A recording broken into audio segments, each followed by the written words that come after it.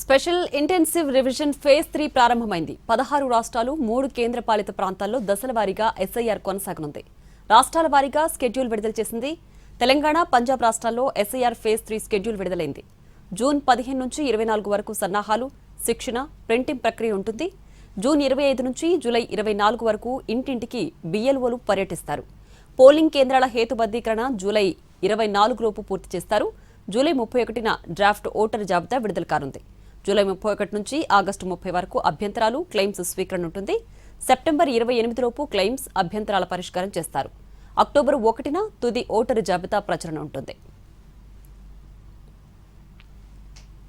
సాధారణంగా ఓటర్ల జాబితాకు సంబంధించి భారత ఎన్నికల సంఘం 2 రకాల పనులను చేపడుతుంది. ఒకటి స్పెషల్ సమ్మరీ రివిజన్ ఎస్ఐఆర్. దీన్ని ఎన్నికల సంఘం ప్రతి ఏటా నిర్వహిస్తుంది. ఈ ఎస్ఐఆర్ ప్రక్రియలో కొత్త ఓటర్లను చేర్చడం, చనిపోయిన వారిని ఓటరు జాబితా నుంచి తీసివేయడం, ఓటర్ల వ్యక్తిగత వివరాల్లో అవసరమైన సవరణలు చేపట్టడం వంటివి చేస్తారు.